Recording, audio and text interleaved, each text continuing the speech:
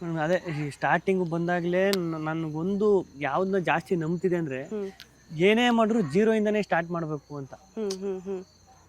ಜೀರೋಯಿಂದ start ಮಾಡಿದಾಗಲೇ ಅದ್ರ ಬೆಲೆ ಗೊತ್ತಾಗೋದು, ಅದನ್ನು ಉಳಿಸ್ಕೊಳಕ್ಕಾಗೋದು. ಜೀರೋಯಿಂದನೇ ಸ್ಟಾರ್ಟ್ ಮಾಡಬೇಕು ಅಂತ.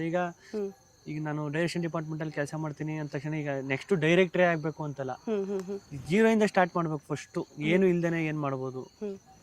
ಈಗ ನಾನು ಬೆಂಗಳೂರಿಗೆ ಬಂದಾಗಲೂ ಅಷ್ಟೇ, 18-19 ವರ್ಷ ಏಜ್ ಅಲ್ವಾ.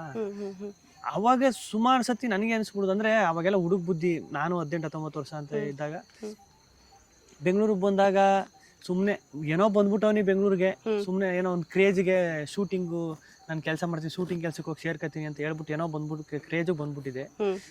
ಬಂದ್ಮೇಲೆ ಸ್ಟಾರ್ಟ್ ಆಗಿದ್ದೆ ಅಲ್ಲಿಂದ ಲೈಫ್. ಈಗ ಊರಲ್ಲಿದ್ದಾಗ ಒಂದು ಇಮ್ಯಾಜಿನೇಷನ್ ಇರ್ತದಲ್ವಾ, ಶೂಟಿಂಗ್ ಕೆಲಸ ಓದೇಟ್ಗೆ ಕರ್ಕೊಬಿಡ್ತಾರೆ, ಕರ್ಕೊಯ್ತಾರೆ, ಆರಾಮಾಗಿ ಸುತ್ತಾಡ್ಕೊಂಡು ಅಲ್ಲೇ ಊಟ ಗೀಟ ಎಲ್ಲ ಕೊಡ್ತಾರೆ, ಮಲಗೋಕ್ ಜಾಗಗೆ ಕೊಡ್ತಾರೆ, ಸುತ್ತಾಡ್ಕೊಂಡು ಜಾಲಿಯಾಗಿರ್ಬೋದು ಅಂತಾನೆ ಬಂದಿದ್ದು. ಅದ್ ಬಂದು ಒಂದ್ 2-3 ತಿಂಗಳಿಗೆ ಗೊತ್ತಾಯ್ತು ಇದು ಹಂಗಲ್ಲ, ನಾವ್ ಅನ್ಕೊಂಡಂಗೆ ಏನು ಅಲ್ಲ, ಯಾವ ವಿಷಯನೂ ನಾವ್ ಅನ್ಕೊಂಡಂಗೆ ಇರಲ್ಲ.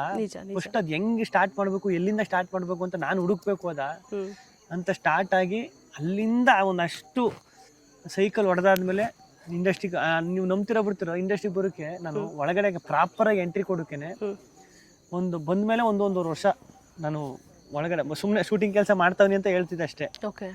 ಒಳಗಡೆಗೆ ಎಂಟ್ರಿ ಕೊಡೋಕೆ 2 ವರ್ಷ ಆಯ್ತು.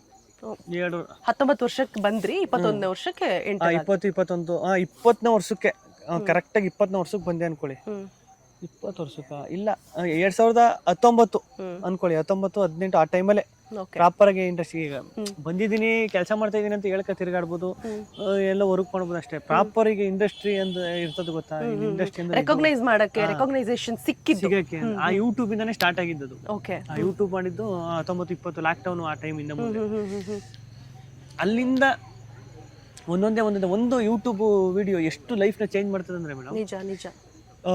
ಸ್ಟಾರ್ಟಿಂಗು ಒಂದು ಸ್ಕ್ರಿಪ್ಟ್ ಎಲ್ಲ ರೆಡಿ ಮಾಡ್ಕೊ ಹೋದೆ, ಏನೋ ಮಾಡುವ ಹಿಂಗೆ ಅಂದ್ರೆ ಶಾರ್ಟ್ ಫಿಲಮ್ ತರ ಮಾಡೋದು ಬೇಡ, ದುಡ್ಡು ಖರ್ಚಾಯ್ತದೆ, ಶೂಟಿಂಗು, ಲೈಟು, ಅದು ಇದು, ಎಡಿಟಿಂಗು ಪಡಿಟಿಂಗು ಅಂತ ದುಡ್ಡೆಲ್ಲ ಕೊಡಬೇಕು.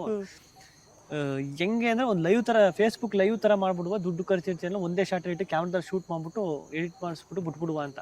ಸೂಪರ್.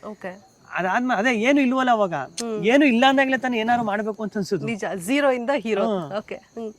ದುಡ್ಡು ಅಷ್ಟು, ಈಗ ಒಂದು ಶಾರ್ಟ್ ಫಿಲಮ್ ಮಾಡ್ತೀನಿ ಒಂದು 70-81 ಲಕ್ಷ ಬೇಕಲ್ವ, ಒಂದು ಕ್ವಾಲಿಟಿ ಚೆನ್ನಾಗಿ ಮಾಡ್ತೀನಿ ಅಷ್ಟು ಇಲ್ವಲ್ಲ ದುಡ್ಡು. ನನಗೆ ಬರ್ತೈತೆ ಆಫೀಸ್ ಬಾಯ್ ವರ್ಕ್ ಕೆಲಸ ಮಾಡ್ತಿದ್ದಾಗ 6,000 ಸಂಬಳ ಬರ್ತಿತ್ತು. 6,000ದಲ್ಲಿ ಉಳ್ಕತೇನಿರಲ್ವ 6,000.